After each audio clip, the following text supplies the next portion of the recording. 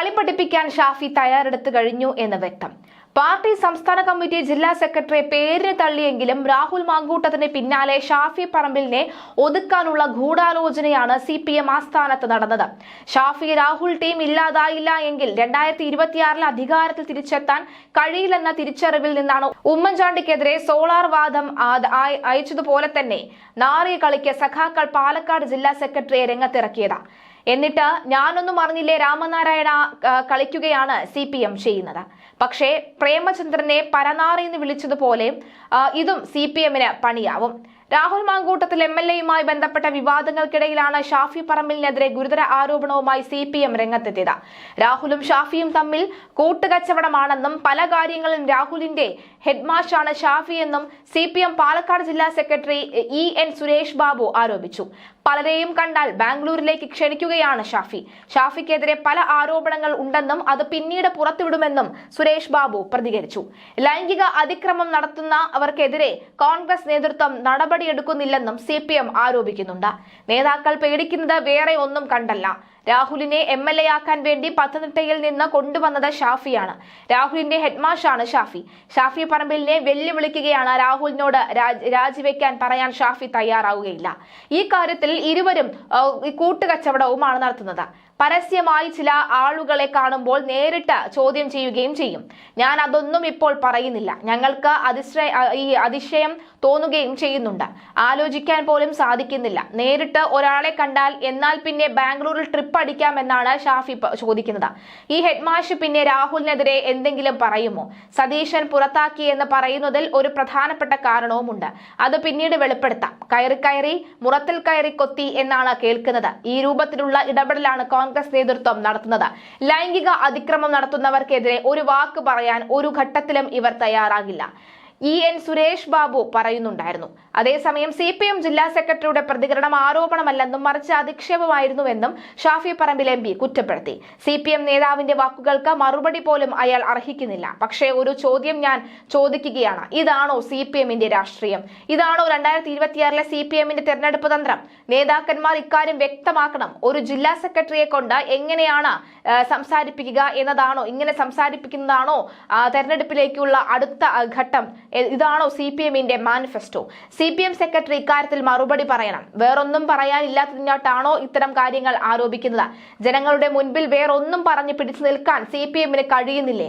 അതുകൊണ്ടാണോ ഈ വ്യക്തിഹത്യ നടത്തുന്നത്? ചർച്ചകൾ ഇത്തരം രീതിയിൽ നടക്കണമെന്നാണ് അവർ ആഗ്രഹിക്കുന്നത്.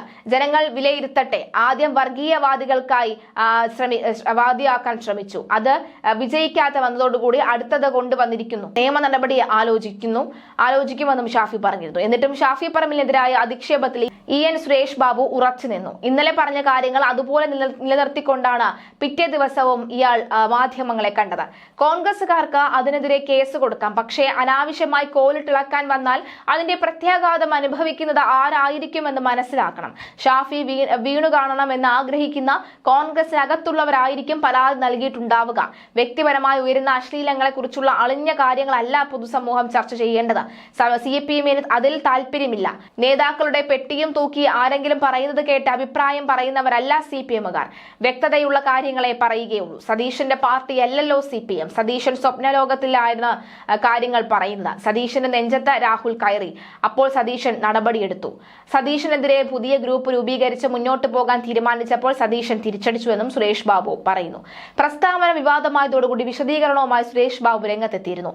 ആദ്യ പ്രസ്താവനയിലെ പരാമർശത്തിൽ താൻ ഷാഫി പറമ്പിൽ എന്ന പേര് പറഞ്ഞിട്ടില്ലെന്നും ഷാഫി നിയമപരമായി നീങ്ങട്ടെ എന്നുമായിരുന്നു വിശദീകരണം. രാഹുലിന്റെ ഹെഡ്മാഷ് എന്ന പേരിലാണ് ആരോപണം ഉന്നയിച്ചത്. എന്നാൽ ഷാഫി തന്നെ അത് ഏറ്റെടുത്തു. കുമ്പളങ്ങക്കടത്ത് ആരാണ് എന്ന് ചോദിച്ചാൽ എന്തിനാണ് ഷാഫി തോളിൽ ചെളിയുണ്ടോ എന്ന് നോക്കുന്നത്? പറയേണ്ടത് പറയാൻ ശേഷിയുള്ളത് കൊണ്ടാണ് ഞാൻ പറഞ്ഞത്. തെളിവുകൾ സമയമാകുമ്പോൾ പുറത്തുവിടും.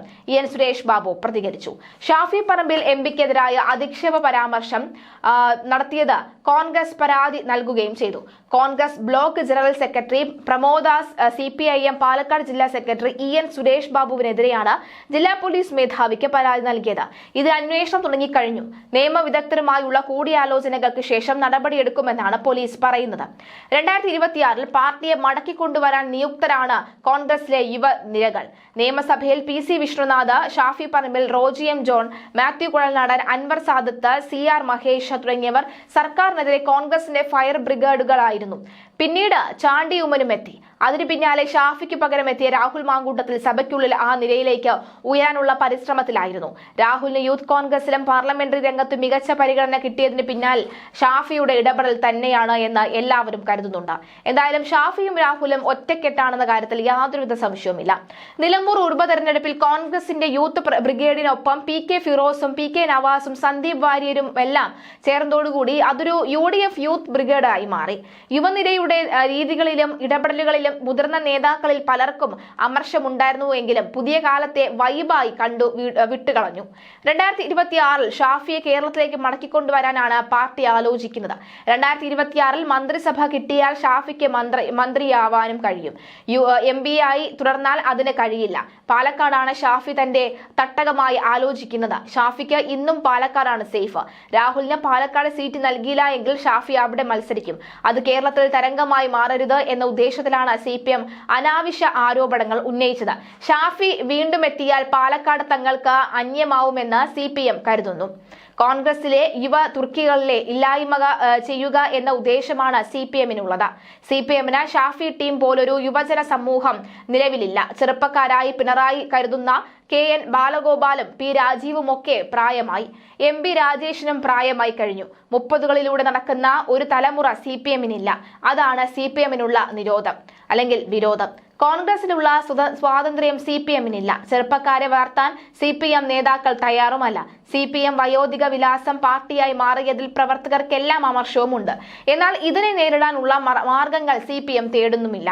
രാഹുലിനെതിരായ ആരോപണങ്ങളും CPM പദ്ധതിയാണ് എന്ന് മുമ്പേ കോൺഗ്രസ് പ്രവർത്തകർ പറഞ്ഞിരുന്നു.